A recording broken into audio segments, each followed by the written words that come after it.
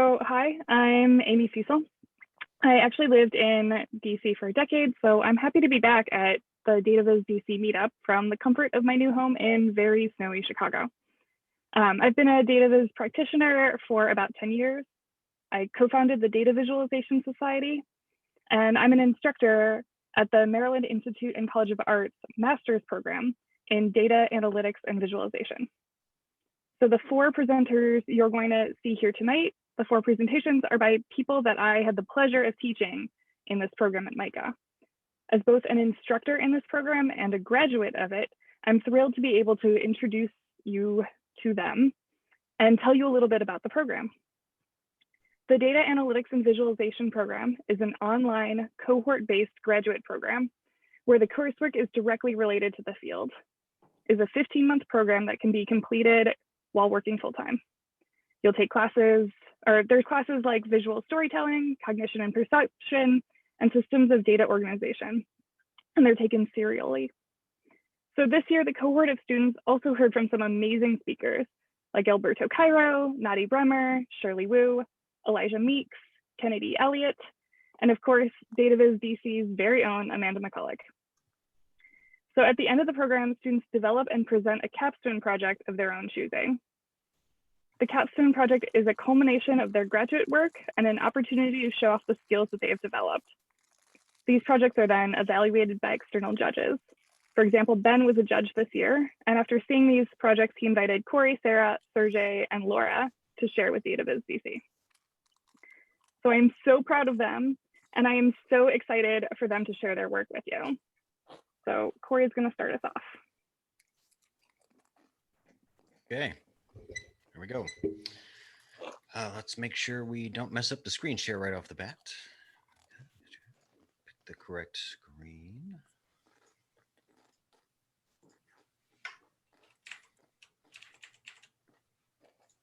All right, if I've done this correctly, everyone should see a blue screen. All I see is blue. Great. So when I attended the Viz DC meetup last month, which was my first time attending this event, I noticed there were several members who expressed an interest in storytelling with Viz. It seemed like there was an excitement around this idea of storytelling in Viz. And so tonight I'd like to present a version of my MICA thesis with a heavier emphasis on the story discovery process and a little less on the data prep side of things. Also, I've only got 15 minutes, so I had to cut something. I've gone through this a handful of times in under 15 minutes, so wish me luck. The project is called Finding a Through Line, or My Creative Process is a Mess, So is Life, and that's okay, probably. This is my journey from the original idea to the final posters of my thesis presentation. My name's Corey Cohn. These are my socials and my email address if anyone ever wants to contact me. I don't post all that often, but you can check it out if you're interested. This is my son. And a little bit about me. I'm from Bremerton, Washington, but I grew up in Tiverton, Rhode Island. I moved to Baltimore in 2003 to attend MICA. Then I never left. Bless you. Oh, so sorry. I thought I was muted. Oh, good. I never left, but I've worked various IT roles at MICA ever since, currently as a senior systems business analyst in the Office of Technology. I'm a man of many hobbies. A few of those include gaming, writing horror fiction, and birding. I'm currently playing Demon Souls, Apex Legends. I can crank 90s like the best of them in Fortnite, and I also play Astro's Playroom. I've written one novel, which for very good reasons remains unpublished, and around 50 short stories, which have been published in around 21 various magazines and anthologies. And I've seen 182 different species of bird in the United States, 163 of those in Maryland alone. 243 checklists of mine have been submitted to eBird since 2016. I also have a birding partner, excuse me, my wife, who, along with my son, were extremely supportive during the 15 months of the MICA program, allowing me the time and freedom to work as hard as I could on the various demanding projects that took up so much of my time, including this one. Good evening, everyone at Viz DC, and thank you very much for coming to see a few of our MICA cohort's thesis presentations. Grad school was, as it turned out, an often stressful and at times bizarre 15 months, but I'm proud to have gone through it with such an extraordinary group of people. I had the privilege of working beside some of the most talented designers and artists I have ever met, without whom I'd have not realized this final project. But back to this photo of my wife and I. It was taken on our very first birding trip in April of 2016. We were attending a Saturday open bird walk at a park on a whim with my sister, while my father was in town. Dad stayed home with Harrison, and my wife and sister and I went to this park to look at birds. It was something to do, get us out of the house. They let us borrow the binoculars. That morning in the park, it would turn out, was among the most thrilling and exciting experiences of my life. The vastness of this hobby became apparent almost immediately. Birding is something you can do anywhere and anytime. All it takes is a little patience or just looking around. My eyes were opened to the sheer volume of bird abundance at a place I would have never expected, a park in the middle of my city. My wife and I, just making sure. Okay, I'm just going to ignore any chats. Just if there's anything wrong with the presentation, just let me know with your voice. My eyes were opened to the sheer volume of bird abundance at the place I would never have expected, a park in the middle of the city. My wife and I have been avid birders ever since, often resulting in family photos that look something like this. I have no idea what they were looking at, honestly. That first trip was at a place called Patterson Park. It's an urban oasis and migratory stopover along the Atlantic Flyway, located right here in Baltimore, Maryland. 218 species of bird have been seen and reported to eBird at the park. And the bird walk we attended was hosted by the Patterson Park Audubon Center. Their mission, and I quote, is to conserve and restore natural ecosystems, focusing on birds, other wildlife, and their habitats for the benefit of Baltimore communities and the Earth's biological diversity, end quote. Simply put, the Patterson Park Audubon Center totally rocks. As far as theoretical stakeholders go, this was a no-brainer for me. I tossed in Maryland, DC, Audubon, and eBird.org itself for good measure. Initial ideas for the project included things like a scrollable, reactive D3 website or a bound annual report style book of birds at the park, both of which still excite me but proved either technically out of reach or narratively a little too dry without more time to spend on the project. Eventually, I landed on the idea of a series of posters, which would hang in a nature center or other park Audubon building where visitors may be interested in learning more about the park and its bird habitats. I knew I wanted to use R for the majority of the project. R was the first programming language I learned before the program and the one I'm most comfortable with. And as far as I'm concerned, outside of D3, ggplot is the gold standard of visualizing data. We'll see if I come to regret saying that one day.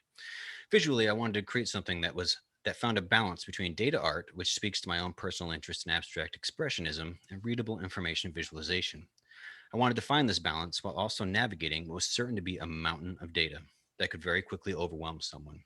Rather, I wanted the sheer volume of data to be something that was exciting and not intimidating. In the end, my two main tools were R and Adobe Illustrator. Now brace yourselves, everyone. Here comes a masterpiece. This is the thumbnail sketch from back at the start of the project, which shows where my head was around the time we began thesis prep. I'd create a large poster of some kind with a big abstract shape in the center, maybe a stacked area chart, and some interesting small multiples all around it. Looks good enough to me. Let's get to the data. Our data set is sourced from eBird Science, which is the scientific wing of eBird.org from Cornell Lab of Ornithology, a web and mobile app used around the world to track and submit bird sightings. The database has over 500 million bird contributions to date. What makes eBird data so special is that it is entirely built upon the checklists of birders. 500 million checklists submitted into the database detailing not only the bird abundance, but the effort of the birders, the distance they traveled, the places they went, and the people they birded with. eBird data is remarkably personal, and by focusing on Maryland, my own submitted checklists get to be part of the metrics I'll be analyzing. I and thousands of others have helped write the story I hope to tell. Here's an example of one of my submitted checklists from May 2019 at Patterson Park, where you can see the list of birds, how many I saw, and how much time I spent at the park. The eBird Science portal allows anyone to request access to the entire data set of bird sightings around the world, which is several terabytes in size. But for my project, I did not need bird data from anywhere except Patterson Park. So I requested a special subset of data from Maryland only for the years 2009 through 2019. It was tempting to only grab the most recent year, but that would risk missing out on any exciting rarities that might have visited the park. And an 11-year span seemed wide enough net to grab these exciting birds. The resulting unclean data set was just shy of 5 gigs in size, and it contained 10,658,764 rows and 45 columns. By the end of the project, I've written over 2,000 lines of code and used 11 packages to analyze and prep all the data sets and visualizations for this project. For the sake of time, we'll not be going over any of the data prep, but I do touch on it a bit in the YouTube presentation of the actual thesis for anyone who's interested. So let's get to work. I set off to work on what I believed was a strong narrative and a remarkably compelling story. Here's this park that I love and the birds that visit it. I mean, how much cooler can you get? I started exploring various shapes the data could take. For instance, here's a stacked area chart similar to the one in my thumbnail sketch that seemed like a promising start for a poster. So using this, I created a mock-up of what a hypothetical poster might look like in a nature center. Pretty neat. But before long, and naturally, I veered off in the wrong direction. Data this rich has many opportunities for some extremely beautiful graphics, and I was quick to explore many of them and be taken in by the abstract wonder that bird data can produce. This is an early rendering of a radial line graph where each line represents the average observations of a bird species at the park. The radial spans 53 weeks from start to finish because there's leap years. And when you switch any particular shape from line to area, it creates a really wonderful pattern. No two patterns are ever alike, sort of like a portrait or a fingerprint. I loved this thought and idea, but despite it being very visually appealing to me, it was all but unreadable. Data art, maybe, but not much beyond that. Here's another version of that with even more areas filled in. So, what solution might there be for readability? What about breaking things out into the family level? Color wise, I went a little 80s retro here. I might have been listening to some synth pop that day or something, but I really enjoyed this and loved the way that you could compare the birds of any family to each other. But once again, and despite being very visually appealing to me, the poster presented its own challenges. How do I label each bird without overwhelming the poster with type, for instance? Well, maybe I had to let those radials go and follow a more traditional path with a dendrogram. Nice, reliable, readable dendrogram. Color the families in, get some labels in there. It's readable, it's pretty, though it's a little too regal for my tastes. Now that's more like it. Look at that arc diagram. It's whimsical, it's downright poetic. So what if it looks a little bit like a horse's tail? It's stunning. But who was our audience again? It's park visitors. Who am I kidding? Turn that thing on its side, toss some timelines on there with abundance counts for warblers, make it pink. Gosh, it's so minimal, it's so pretty. Maybe there's an answer here. This draft got a little closer. Here we've got this flowery bloom shape thing, which is every species at the park, surrounded by a radial bar chart tracking the cumulative total families of bird that have visited the park on average every year. That's a mouthful. Then each of these families is exploded out into its own little radial, and a visitor can follow along with the weeks to see what has arrived. But this feels off too, and it's still unreadable. Let's go one level down. Here's a similar chart, but only for warblers. Now we're getting somewhere, I think. Suddenly we can see the little data fingerprints of each species of bird has left in the park. It's neat, but it's impersonal and maybe a little too narrow. So here's a poster of every single bird at the park. It has 47 colors. Here's another one. This chart tracks the cumulative total of birds that have been recorded at the park by week. So the bars at the bottom are the very first birds to be recorded that year. Okay, but it also has 47 colors. And am I sure I'm not just trying to make an abstract expressionist painting here? I call this one Untitled, number 552. I found I was exploring ideas that contained only one true through line after all, and that through line was every bird. For instance, this piece tracks the number of checklists that birds appear on rather than abundance. And here's a bunch of them shoved together because why not, right? I was feeling pretty lost in the birds at this point. Truth is, I never had a through line at all, and if I had, I'd lost sight of it early on. The few you've seen tonight are among the more than 100 iterations I threw against the wall in search of a story I'd been so confident I knew. I was lost. But after a long brainstorming session with my wife, I recalled the beautiful work of John James Audubon's Birds of America. This is one of the prints in that book of a black-throated blue warbler.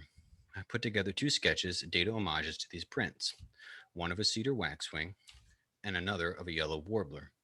Felt like I was getting close to something at last that at least felt honest.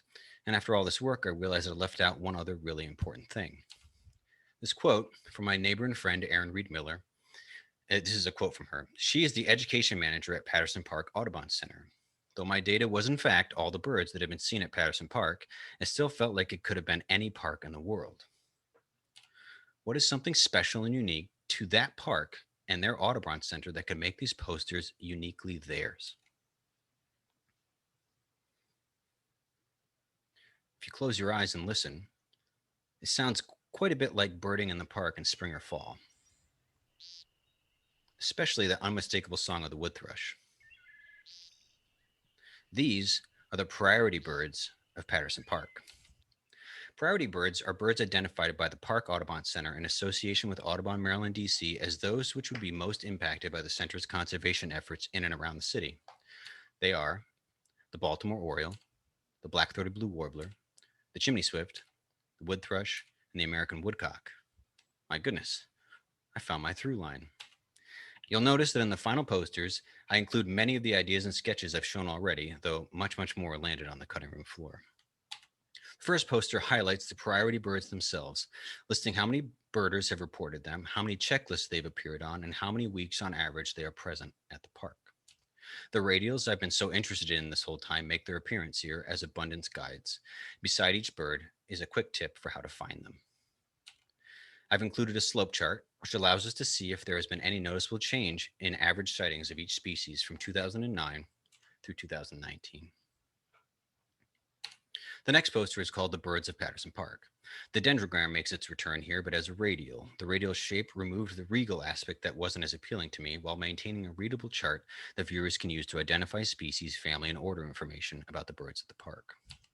Our priority birds are colored in for easy viewing. On the left, I decided to take a bit of a data risk. How successful this is up in the air, and include versions of the bloomy radials from way back at the start with only the priority birds filled in and the remainder of that species' family as lines. This is where the big poster of every bird found its way into the visual.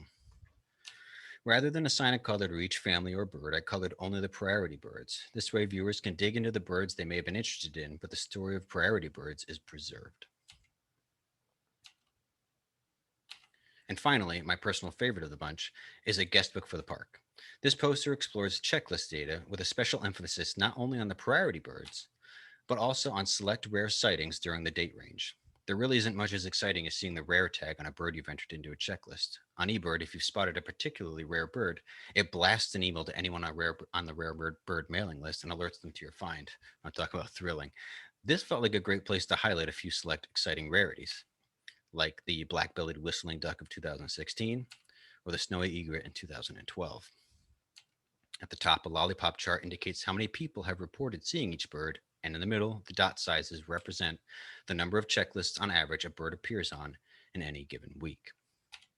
I'm quite happy with how these all turned out, though of course there's always more that could be done to a project like this. But that said, I know I wouldn't have been able to get this far without the love and support of not only my family, but of my cohort mates, of whom we all have the extreme pleasure of listening to next. Thank you all very much.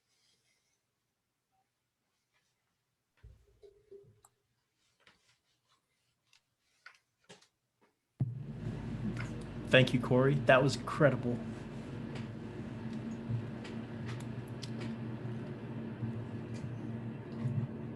And I think we're going to save questions for the end. Though if people have questions, they can put them into the chat. Next up, Sarah. Wow, that was really great, Corey. I can't believe I have to follow that. But I'll do my best. Okay. Let me know, Will, or anyone, when you can see my presentation. All good? Okay. Sorry, we're in Denver here, so it's a little bit cold. Just put my jacket on. All right. Hello, Viz DC. Thanks so much for being here.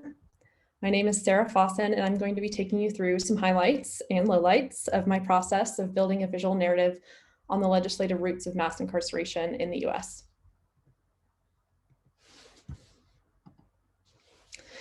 Professionally, I've spent time in a variety of fields from supply chain management to design, and I chose to get this master's degree to have a discipline platform through which I could formalize my knowledge and gain mentorship in a specific subject matter. I consider DataViz to be a different version of supply chain management. So turning complex data from a variety of sources into something more understandable and cohesive, but instead of an operations plan, the data is telling a story. So I felt like my experience was always leading me here. But again, I wanted to formalize my knowledge through the curriculum from a great school like MICA. Something else that's helped me develop my personal style besides education is actually starting to share visualizations about topics I'm passionate about on social media. So I created an Instagram account probably a couple of years ago called The Data Says, where I've been sharing visualizations about topics I'm passionate about and think are relevant to understand to move human rights progress forward. So politics, social disparities, and the criminal justice system specifically focused around the US. I've been able to create small visualizations about these topics here and also explore my personal style and see it grow. As you can see, I like to use lots of color and illustration in my work. As I gain more experience in DataViz and interest in the criminal justice system, I was approaching the end of my master's program just a few months ago, and I had the great opportunity to make something in a longer form narrative where I could communicate more of the depth of a story than I had done here. So focusing in the criminal justice system, here are some of the most concerning high-level statistics that I was familiar with. 1, the US locks up people at a higher rate than any country around the world. 2, Black men are incarcerated at a disproportionately high rate. And 3, over 5 million people cannot vote in the US today due to a prior felony. In fact, after someone serves their time, their civil rights, human rights, and many economic rights are restricted. These problems often lead to recidivism, a cycle of poverty for few, and a culture of systemic racism for most. So what does it mean to be a criminal in this society? Generally, if you commit a crime, you go to prison as punishment and hopefully rehabilitation. After you serve your time under the law, you're released from prison to resume your life. However, there are major disparities in the expressed goals of the justice system and what's happening in reality. People labeled criminals are discriminated against legally after leaving prison. Although we tell people to serve their time for committing a crime, time is never truly served, but prolonged for the rest of someone's life through restrictions on political rights, employment, and opportunity. Laws can vary widely by state and by prior crime, but generally these are some of the areas where it exists. This all leads to higher rates of racial discrimination and recidivism, or returning to prison. Injustice will exist when any group of people has absolute power, but we live in the age of information, which can now be used to keep leadership at high and low levels in the justice system accountable. So I want to use my knowledge and skills to communicate this visually so that people understand the problem better and feel motivated enough to use their own privileges or passion to do something about it. I wanted to understand when time truly is served in our justice system. I started off thinking that I wanted to communicate this in a data journalism piece on the web, and I planned for my process like this and got to work. As you can see, I created a prototype that frames some of the themes that I wanted to cover in Figma. When it comes to felony disenfranchisement and criminal justice reform. Then I created some of the more high fidelity design elements in Illustrator, and then soon began developing the story on my website. As I started filling in the data and writing the beginnings of the story, I noticed a problem. I'm telling a story about the end of something bigger. I need to consider if I'll be doing the story justice without enough focus being devoted to the root of the problem. Why are there over 5 million Americans disenfranchised from the right to vote due to a former felony conviction? How did we get here? Why are there so many people in prison that felony disenfranchisement is so depressingly apparent? The roots of legalized discrimination run deep in America, and my visual narrative should too. So I decided to change the medium through which I was telling the story to better suit to my strengths and produce something that could really tell the depth of the story. I scrapped the web progress and shifted to a print format where I could use the skills that I'm most passionate about, infographic design and illustration. This was a painful realization, but not all of the progress was a sunk cost. I still had a lot of data and understanding of the topic, and I now felt like I could really start telling the story in a way that I thought could do a better job and might get readers to take more time to peruse the content than potentially just scroll past some of the most important parts I'm trying to get them to focus on. So to start, it's important to level set on the racism that exists in the criminal justice system. These are both very concerning stats, but the disparity between the two is even more striking when the data shows that crime rates do not vary significantly by race. This is where I started to bring in some illustration to marry with the data, because it's a lot more striking to see a comparison than to try to interpret two ratios. I illustrate primarily through the iPad app called Procreate. So I can effectively communicate one statistic with illustration, like I've done here. But now I need to connect this chilling statistic with the system that made it all happen. Since I expanded the aperture on my topic, I dove hard into my research again. These are some of the main sources of information that helped me understand mass incarceration and the role of our laws and culture on our current state. Some of these are books, podcasts, articles, or sources of data, either used directly in my work or serving as important context to build my understanding of this very horrible, very human problem. I documented the main themes in American racial history and incarceration statistics of today, which connect back to pieces of legislation any year from when the United States was formed until now. noting down the biggest patterns that existed across all my sources so that I could ensure that I highlighted them in the story I'm telling about those, about all the points, but highlight those specifically that are pivotal to understand. It was quite clear through this research that there were very distinct periods of American history as they relate to race. Very simply, there were periods of racial control and there were periods of racial progress or human rights progress. The periods of racial control were slavery, the Jim Crow era, and where we still are today, the era of mass incarceration, all shown with a Black background here. The data says that the major periods of racial progress were Reconstruction and the civil rights movement of the 50s and 60s. What this looks like in American history, though, is that the periods of racial control, again shown in Black here, are far more expansive in duration than the progressive periods. This data is already quite telling. So I put down all the basic timeline points and a summary for each one on the spread you see here. I'm not going to pretend that I went from reading the new Jim Crow to pumping out an amazing end product. The journey to getting this information into an impactful visualization was a long and difficult one, and this version makes me cringe. I had absolutely too much information, but I refused to let it go. It's quite a task to be your own editor, but with some encouragement, shout out to Corey, who is in my critiquing pod at MICA, I finally pared down the content that I had. I held firmly to the goal of not just communicating information to be understood, but communicating so that I could not be misunderstood. I obviously needed to create a strong design that clearly articulated my storyline, which was racial legislative history. Inspiration was crucial in my storytelling journey, especially with a timeline that was quite short. I wanted to create something as elegant as these that was a delight and not a burden to read, but I had some serious data challenges. For one, my data points, whether they were from data sets or court rulings or legislation, were heavily skewed to recent years, which makes sense, but it tips the visual scale for most timeline options. Additionally, I did not have one or even a handful of data sources. I had a lot of data. Only a little bit of it comes from cohesive data sets as well. My data is very human and particularly context heavy. It's found in stories, in quotes, in comparing patterns in history through laws, interpretation of laws, and defiance of laws. I took this to the sketchbook, again, not elegant.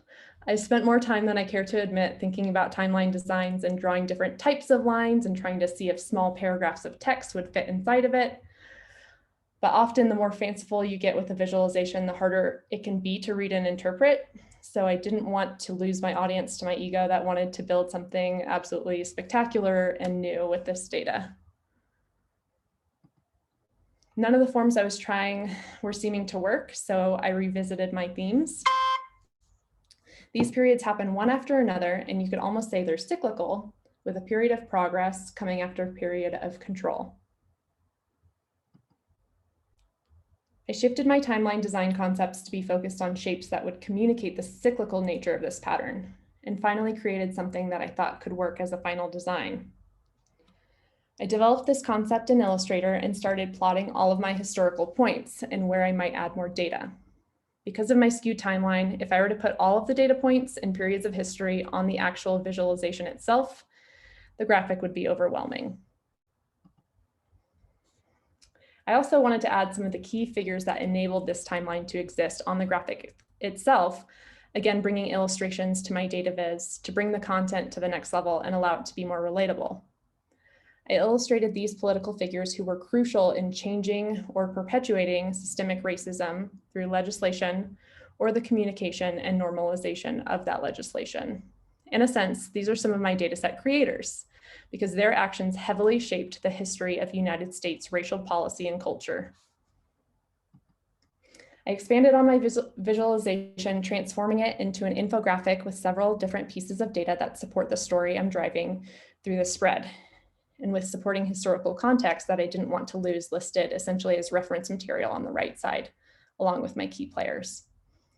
It became quite obvious that this layout was not user-friendly. Although I wanted to lighten up the visualization of text, I'm relying on the reader constantly looking back and forth from the timeline to the reference material, which could cause a lot of fatigue and quickly lose their attention.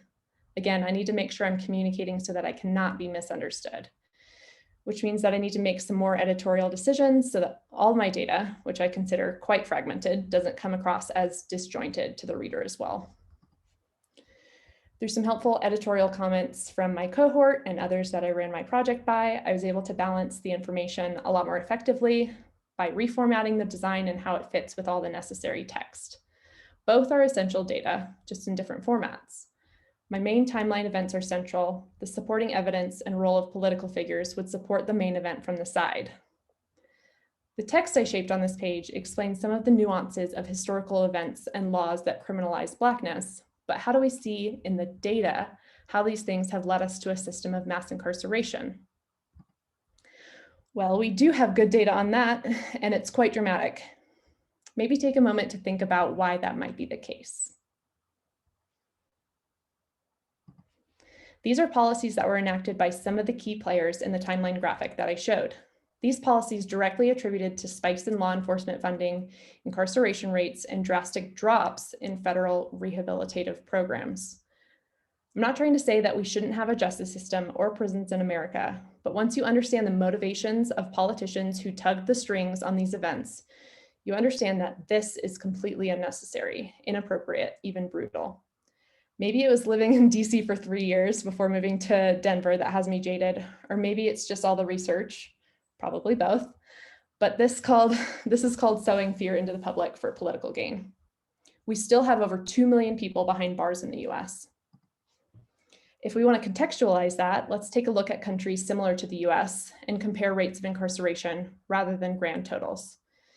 This 2.2 million on US population rates equates to a rate of 698 per 100,000. Similar countries to the US are in the hundreds or less. So this provides context to show why the problem of disenfranchisement in the US is so large. More people going to prison generally means more people leaving prison. Now that we've explored the history and underlying reasons, I can approach the problem that I initially set out to inform people about in this thesis. As Desmond Meade, an activist and former prisoner, best said, once a person has served their time, they should not be made to continue paying for their past mistakes. We know that there's institutional racism and systems of control built into America, and mass incarceration is a system of control. And we can see very clearly that the rights that are restricted after someone leaves prison are just a continuation of control to lessen others' voices, particularly voices that come from people of color. So just ripped off the Band-Aid there. Here's the finished product from all of that process.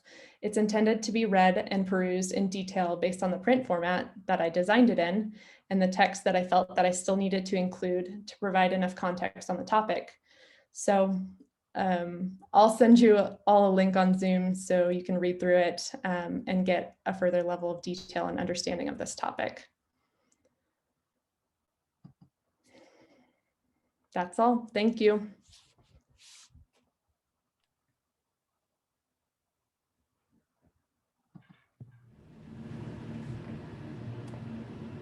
Thank you, Sarah. That was very powerful. And next up, Sergey. Right. I'm doing one more test. Hold on. Yep. Making sure my screen is good. Whoop, that's not it. That's not it either. Hold on.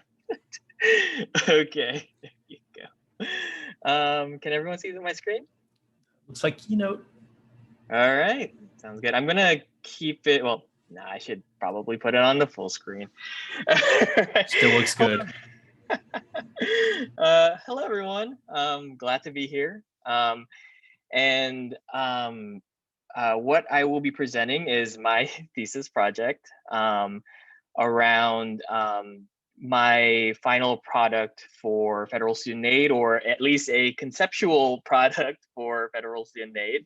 I have to make sure I say that just because it's recorded and my coworkers might see this.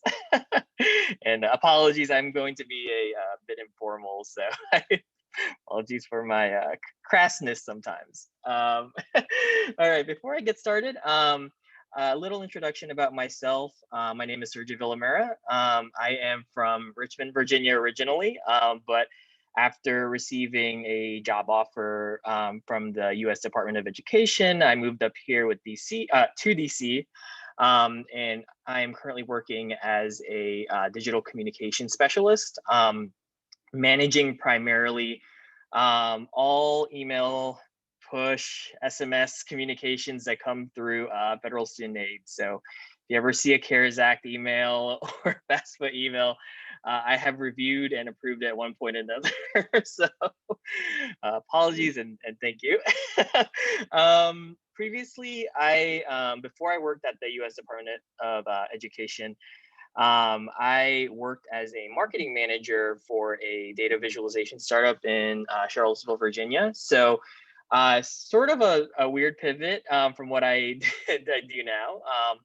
But if you see some sorts of, capital markets charting or anything that's from those big institutional charts, that's usually where it comes from. I can't say that in full, but you'll know it when you see it.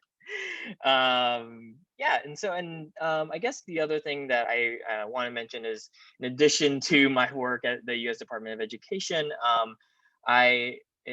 on top of managing that system, I also do a lot of the reporting, analysis, and optimization work for at least my portion of what I work under in FSA. So that's what has really drawn me into the program when I first saw it, because that sort of momentum was coming up into the department. And I took the chance to do what I already love doing and ramp it up to 100. So, so here I am now. So going along with what I developed for my thesis, I wanted to sort of take a step back and go through my process of what I wanted to do. Given my background and the amount and the work that I was doing, I really wanted to focus on education. I think there's a lot of opportunity in the space, especially in the government space, to visualize huge data sets. And there is like a huge movement in federal government to continue that work, to try to simplify data, make it more accessible. So I really wanted to try to find a public data set. And I love working at the Department of Education. So I chose a data set that's available for free and online. It's the college scorecard data, and I'll explain sort of the nuances behind that data and why I found it to be extremely interesting. But even while I was working at the department, or currently working at the department, when going over like a lot of reporting and analysis, and being in meetings for so long, sometimes you just get some wild ideas, especially while you're in grad school. And the things that I saw, and the things that I saw at the department, especially from like a problem perspective, I thought that could be something that could be tangible to at least develop conceptually, especially as like more like a process oriented sort of workflow or something like that, something or another. And this is sort of like my way of visualizing like what I saw was a potential opportunity to at least develop the process and show what a final visualization would look like using the steps sort of mentioned prior. So I think for me, I really wanted to solve a problem in terms of communication. Since I am a digital communication specialist, I think data visualization provided a great sort of lens into the problems that you see from the data perspective as well, or an analysis perspective. And when I was listening in, I think there are two main groups that you sort of get acquainted with, at least from the data side. And these are sort of the two groups that I was able to identify while developing my thesis and just working every day, is the analyst side and the policy side. And these two groups have the same data, like they use the same data, but they have radically different goals, but they're sort of tied together. And one sort of needs the other to validate their findings, and et cetera, is sort of like a endless cycle. So I think during those moments, right, of peaks and troughs, right, there's going to be friction and miscommunication while trying to leverage each other's goals. So for the analysts, right, they need, for at least for their tool side and visualizations, like they need more modeling and functionality to build out like those complex analyses, and they need visualizations that are granular in order to see deeper trends. But when you talk to a policy analyst or a policy advisor, it's sort of the complete opposite, right? Like they need to translate what the analysts are finding into actions and insights to convey to stakeholders that are not in the weeds, right? Like they need to basically distill what the analyst is saying to make sense for it for like people who will enact those policies.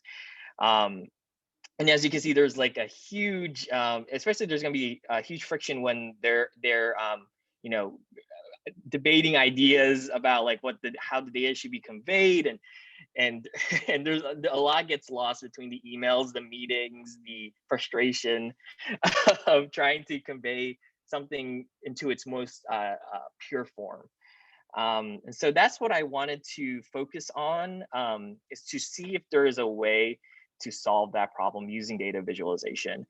And to sort of do that, I wanted to use the technologies that were available. And I am a firm Tableau believer, for better or for worse. I do like R, but I think Tableau, especially in the federal space, is something that is of huge interest. So I chose Tableau also for these following reasons, because there's going to be, beyond the two stakeholders that I'm going to mention in audiences, there's going to be a lot of reasons why I chose these. And this includes like the drag and drop functionality for analyses, the ability to share those those charts and graphs across different organizations, especially if it's internal. That's a huge plus, especially for having one common sort of software to use. As well as it's sort of like one of the tools that many organizations are using. So, you know, the government is no different, or the one I'm working in is no different. So, yeah, so I think Tableau was sort of an easy equation to fix. And so I think the next problem that I wanted to solve was how to bridge that gap, right? So the analyst, I'm primarily am more on the analyst side than on the policy side, and I know exactly what I want, and I want a lot of charts, a lot of graphs, a lot of bells and whistles. But I think from the analyst side, there needs to, or at least from my thesis, I wanted to try to bridge those together. So in order to do so, I wanted to create essentially what I call layers. One is the analyst layer, where it has all those bells and whistles, everything that is sort of there for the analysts to do their complex analyses. But then I wanted to automate that process using Tableau to create an insights layer, right? So this is the layer where basically this basically a communications layer, right? Where the policy analysts finally see what comes down from the analyst using what, doing the tracking and all that fun stuff. And they can actually edit the final document. So it'll be a common shared document that, analysts and policy advisors can use to, similar to like a Google Doc for Tableau is sort of what I'm trying to solve, or trying to build. So that's sort of where I was thinking about in terms of build and what to prioritize in terms of Tableau, or how to sort of sequence the build in Tableau. I wanted to go over this real quickly, but the data that I will be using, or I did use, was the college scorecard data. It is a public data set that's available at one of the, I guess, the US Department websites that showcase all the different stats that people use to determine for college. So it has all the different stats around, what kind of school, what type of school, where they are. So it was a very expansive data set, and I think I was on cell 3000 on the right side, where I thought this is going to be a very fun experiment to try to wrangle together. And it sort of has a second part as well. So that there is an institutional part where these are just like the institutional data sets, where it's just like by college, and then there's another set within that that shows fields of study. So so it was a very fun time trying to wrangle these two data sets together to try to make it work in Tableau. And luckily I did. I was able to actually combine the two data sets after weeks of messing around and doing a little cheating and removing stuff using Excel to try to make it work. But you can see here, you can actually start seeing how I divided it, the data, primarily by like region. I thought that was something that was in the big meta-analysis, something that people would be interested in seeing, as well as degrees.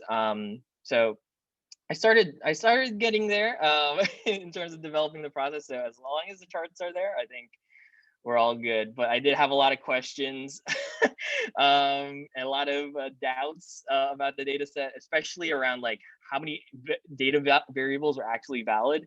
So out of those like 2000 data fields, there were like half of those had nulls, half of them had zeros, and half of them just had nothing. So it was, and knowing like the year by year, this sort of translated year by year, I sort of had to scale down what I actually wanted to do from the functionality set standpoint.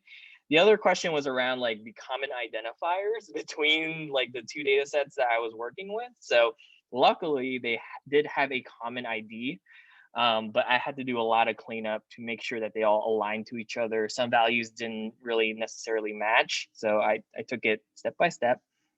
And really understanding what data points were actually important.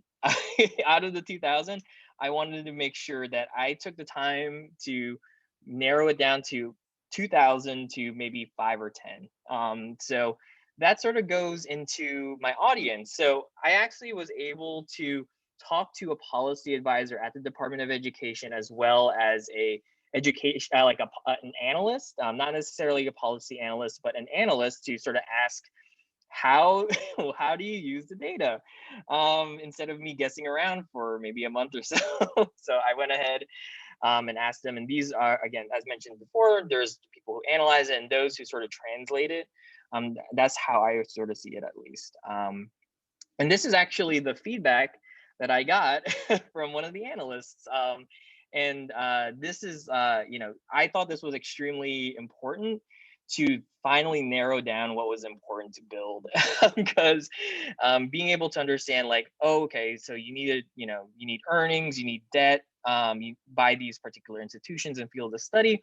No problem. I could do that instead of building fields for every single field in the data sheet. So this definitely helped me not only narrow down like what is important for people to read or to understand, but also like the types of charts that they need, or like, does this view make sense? When I reviewing the analyst layer, like, do I need to add another view to make sense of this data?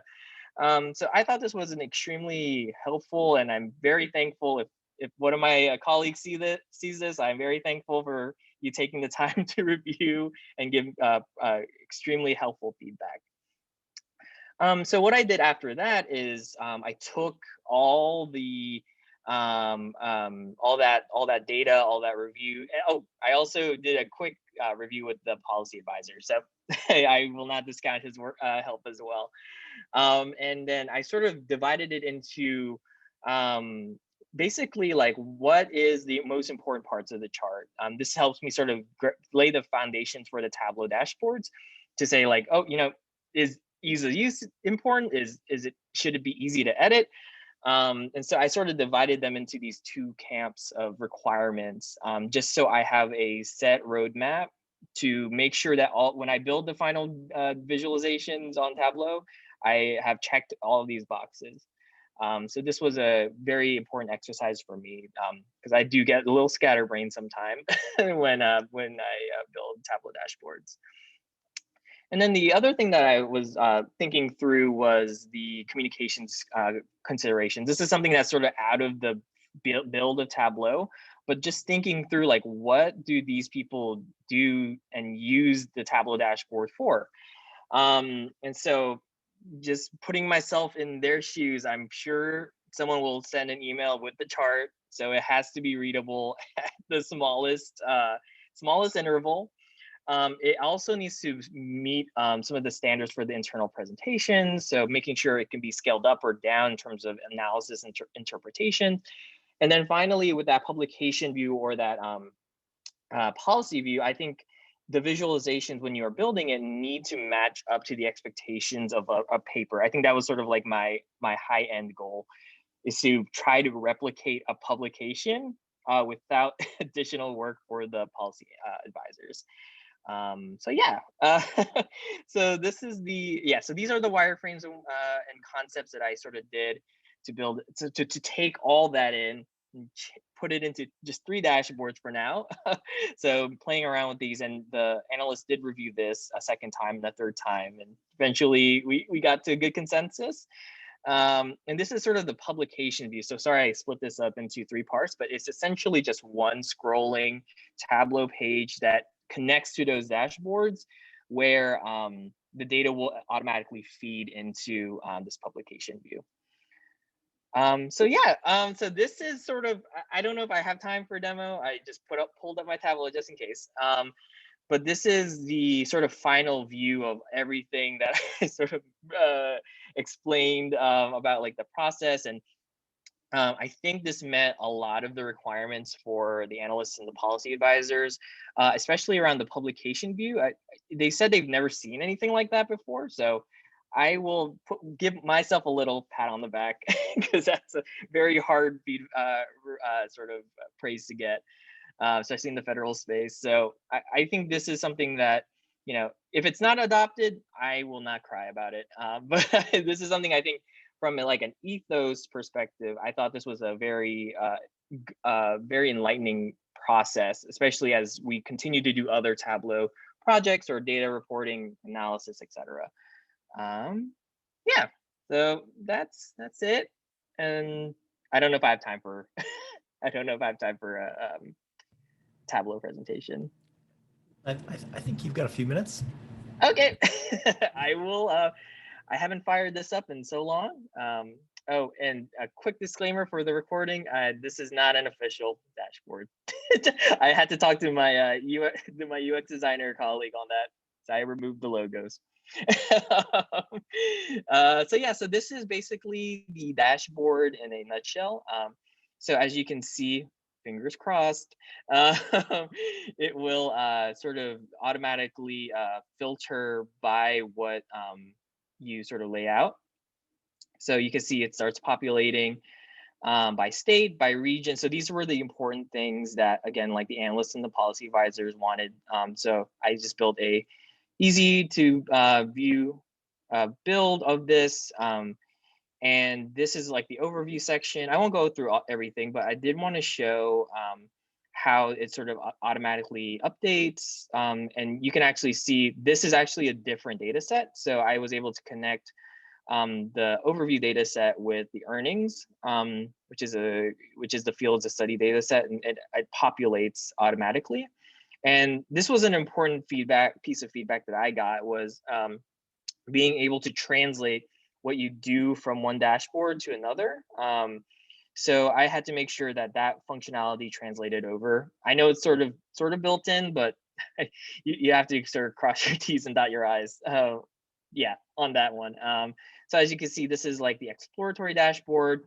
And apologies, I usually work on a 28-inch screen, so this is like a 13-inch screen. But this is this shows the top 5 field analyses that, you know, the analysts wanted to have in their thing. And yeah, so this is, I also built out like a KPI sort of thing that translates, sorry, I'm not using official terms, but yeah, it sort of dynamically populates. And I will actually do it by region for the next thing. Oh gosh, okay. All right, live demoing is so fun. So this is the so going over those 3 dashboards, this is sort of like the culmination of all that effort. is basically this meta dashboard where it has all those things that we just mentioned, and based on like what analysts or what the policy advisors want to see, or what have you. Obviously, I will explain that this is very editable if I ever get a chance to present it. But as you can see, all the analysis that was behind there is sort of translated here with the common elements that policy advisors want. All they have to do is just write their analysis right here. And this is sort of sorry. I haven't used MacBooks in a while. But this was an example that I had. I'm trying to see if I can get it to the right one.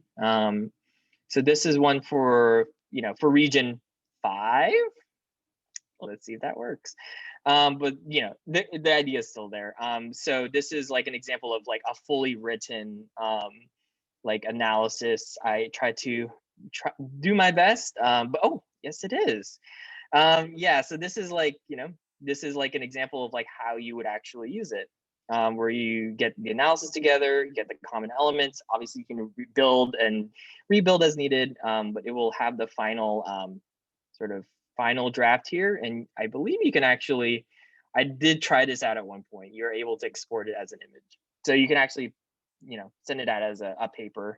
I did have to work on the custom dimensions for the sizes a little bit. That's also always a work in progress. So yeah, that's pretty much it. Thank you.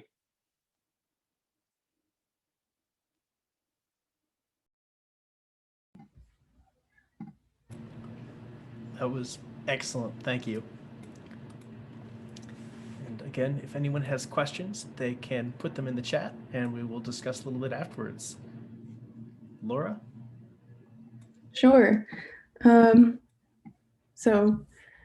Thanks for inviting me here. Thank Ben. And thanks for hosting this meetup, guys. Sergey, it was great to see your final presentation. I don't think I got to see it on the actual night of our thesis because I was in a different group. So yeah, I'll also say in advance apologies for not having a great polished formal presentation. I'm just going to selectively go through the actual thesis talk itself and then do a demo of my project. But first, a little bit about myself. So I live in Maryland, suburb of DC. And professionally, I'm somewhere in between a data scientist, I'd say, and a visualization developer. So I spend most of my day in Python and JavaScript. I have nothing against R, I just never really got into it. So that's where I live professionally. I work at the Johns Hopkins University Applied Physics Lab. So I deal a lot with health data in my day-to-day. But then personally, I am an artist and I'm very interested in data art and also printmaking. So I love to combine those. And I think this project was kind of an expression of that, where I just wanted to do something fun that I was really interested in and improve my design and D3 development skills along the way. So out of that was born this project, which I call Taxonomy of Dance. And the final product is a website, which I'll demo at the end. But I'm just going to step through kind of the motivation of the project and then where my data came from and maybe some other steps along the way. So in terms of the initial concept, I was really just driven by curiosity. I think what sparked this was a conversation with my mom about ballet and data visualization. And so then I started thinking, what would choreography look like if I treated it as data and tried to visualize it without a dancer? Like at this point in time, we were, I think like a year or a little over a year into our program and everything was data viz. And I was thinking about everything in terms of that. So then I was kind of asking myself, was it possible to create a visual signature for a dance that could be unique from other dances? So would I be able to visually pick out, different aspects of dance if I could find a paradigm that did that. So would I be able to see different rhythm patterns or different body symmetry depending on this paradigm for the data visualization that I found? And then even after that, could I use this data to perform some kind of analysis on dance? So could I see any kind of trends based on different like fractures in the data, like nationality of choreographer or era or anything like that? These were just all the questions I had initially. And then when I was actually looking around for data that could apply to this, it was quite hard to find, but eventually I stumbled upon a digital archive of basically scanned PDFs or images of choreography that was recorded in a method called Laban notation. And this digital archive is maintained by the Dance Notation Bureau in, I want to say Brooklyn, but somewhere in New York City. So it's a really cool resource that is maintaining, I think, something that's kind of dying out. So that was cool. I'm going to skip over this and this and this. So jumping ahead to a little bit more about the data. So like I said, this method of recording choreography is called Laban notation. And what it does is use symbols to denote certain characteristics about a movement. So those characteristics include the body part that's being used, the elevation of the body part, as well as the direction of the body part. And there were, I think, like many hundreds of individual dances that contained within the many hundreds of, these actual symbols. So briefly, this is kind of like a musical score, except that time starts at the bottom and flows to the top. And then, so each of these staff bars indicates a measure. So whereas a measure in music has, a certain number of beats, the same thing applies here. And then if you were to transpose an actual human body onto this staff, it kind of, you can think of it as corresponding to the body parts. So the foot position is indicated here, and then the torso position is indicated here, leg position, arm position, hand position, head position. So that was where I actually was able to derive data for dance. And the way I did that was with this tool that's actually meant for labeling training data for machine learning classifiers. So initially I was trying to build a classifier that would do this task for me, and be able to feed in an image of choreography and then just output labeled bounding boxes. But that quickly revealed to be out of scope because it turns out, this process of labeling bounding boxes is very intensive. So then I figured, well, why don't I just use the training data I was going to use as the actual data? So that's what I was able to do. And overall, I had a little over 1,500 boxes, which corresponded to movements in a dance. And I'll say I was able to, well, I'll give you a little glimpse of the data. So basically the data I was working with in the actual visualizations looked a little bit like this. So I was able to translate basically the Y, min, and max bounding points of the boxes into how long a movement would take within a dance and within a measure. So I was able to infer how long time was spent in a movement in different dances that way. And then I could relate that to the length of the total dance based on the staff number. Because if you'll remember, the duration of the piece is made up of the combination of these staffs. So I was able to reconstruct kind of the dance in real time. So that's where I got this step length measure. And then each label that I manually added told me which body part was being used and which direction, and then what height the movement was told to do. So then I had some secondary data, like the year of the piece, the choreographer, the nationality, and this was all when I was very ambitious and thought that I would be able to do, global trends. So I didn't end up using all of these. I'll also say that I computed a couple indices that I wanted to answer certain questions about the data. So for instance, how repetitive is a measure within a dance and how repetitive is a dance itself? How directionally diverse is a dance? So, you know, if you can imagine a dancer just facing the audience for the entire time, that's minimum directional diversity. But if they're spinning for the entirety of the dance, that's maximal directional diversity. So those were just simple statistic measures that I computed to try to answer those questions. So once I figured out a way to get some dance data and process it using a bunch of Python scripts, I wanted to see if I could find any ways to cluster it, you know, through different feature spaces or things like that. So these are really my attempts to see if any clusters of choreography measures would emerge based on the year or the era that the dance was choreographed or the nationality or anything like that.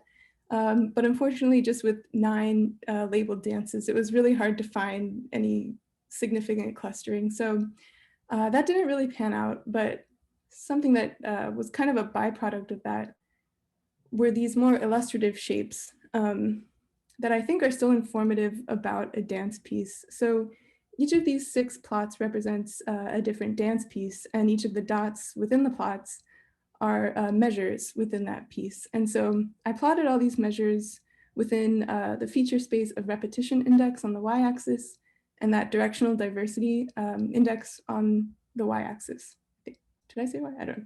X, y, yeah. So what you're kind of getting from these blob shapes are like a general idea of how repetitive a dance is. So if it's smushed down here in this space, then you can infer it's not very repetitive like this one here. But if it's got some measures up here, then you can say, oh, this is very directionally diverse, and so on. This one's got some repetitive stuff here. So it's like a rough, you know, just image of a dance. So that was a way of using my clustering work, you know, to make something I could put into my final product. But then in terms of the main thing I was seeking, which was that visual paradigm to create a unique representation of a dance, this is where I started just exploring, you know, is there a story within the data? What are some interesting things I can do? Just beginning to kind of throw stuff on the wall.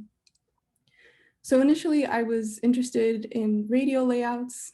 My first try was this thing where I had spokes that represented different parts of the body. So this was a head, left hand, right arm, left arm, so on. And then each bubble was a movement, you know, going outward radially in time. This was, you know, getting there, but because most dances are going to make most use of just arms and legs, these looked very similar from dance to dance. So from there, I kind of progressed to defining, you know, equations of circles based on the same thing of having spokes represent body parts. And I liked the visual look of this a lot better, but you know, having these theta values that corresponded to body parts really just wasn't working. So I'll say my like eureka kind of moment came when I substituted the theta values for the direction that the dancer was actually moving and not the body part that was moved. So this was a lot more intuitive. You know, you weren't imagining this person laying down on the floor, but this is, you can think of if there's a spoke here, then it means the dancer moved forward at this point in time. So time is still moving outward radially, where this inner circle would represent the first movement of the dance, and this outmost circle would represent the last movement. And then the thickness of the line corresponds to the length of the movement as well as the spoke. So for example, this looks like it was pretty close to the last movement of the dance, and it was quite a long backward movement. So I really thought this was kind of the best thing I could come up with at this point to find a visual kind of signature for a dance. And I really liked it aesthetically as well. So from there, I got to actually crafting my final piece, which I wanted to take the form of a digital essay. And I think for the sake of time, I'm just going to jump straight into the demo. So the site lives at this address. It's hosted on a Heroku app. So it's built on, it's built with a Python Flask framework. And then most of the images I just constructed in Illustrator. And then the visualizations themselves are D3 products. So as you scroll down, you get confronted with these initial questions, which kind of frame the piece. And then there's a whole lot of information here about interpreting the visualizations and so on. So what I did to kind of characterize each dance was break out each body part, isolate it within the entirety of the radial viz. To just get an overall sense of what the dance looks like, broken down by body parts. So you'll see that a lot. And then I explain these blob shapes down here. And the overall structure that the digital essay takes is per eras of dance. So I broke it out into a modern and contemporary era, which is the early 20th century till today, and then classical ballet, which was 18th century, but is still being performed today. But most of the choreography was written, early and mid 1800s. So then I explain I made some animated pieces that were like real-time playbacks to the dance pieces scores. So I explain those. So this is kind of like the first actual data viz, I guess. So I first covered the modern and contemporary eras, and one of the dances I visualized was this one called Artifact, which was choreographed in 1984 by this guy, William Forsythe. And then I have this visualization here. And this timeline on the left is just showing where we are in each of the 3 dances within this era. So it's kind of a tracking mechanism to see where you're at. And just refresh that. Alrighty. So then for each of the 3 dances within the 2 time periods I focused on, I have these radio playback with scores things. So I'll play one of these back, and kind of how I made these was using that interpolation of how long a step is within a measure, and then normalize that to the length of the song that the piece was accompanied with. So that's how I produce these. So I'll just play 2 from each era.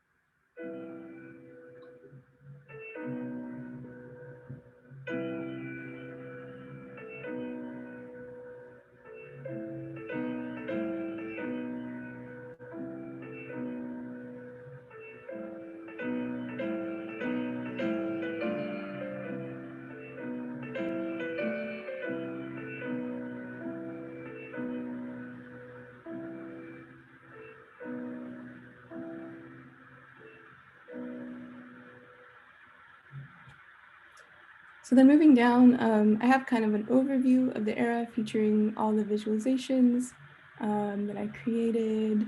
And then I address the second era, the classical one that I mentioned. And I think I'll just paste this link in the chat. So if you guys want to play around with these, you can. And then I think I'll probably end here just showing this overview section of the site where I show all of the dances that I kind of studied with their associated visualizations. And I'm really inviting the viewer here to try and see if they can find any trends over time So this kind of relates to my one of my first goals, which was, could I use this data to find any kind of trends? And I call out a couple over here. So that's really it. Thanks for watching. And I guess I'll end now so that we can have time for questions for everybody. So thanks.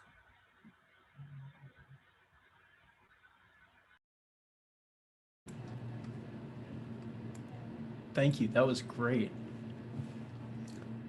Always especially cool to see animated visualizations with audio. That's just really fun and very engaging. Thank you. Great presentation. So I'm going to go ahead and end the recording here, but we can ask questions and chat.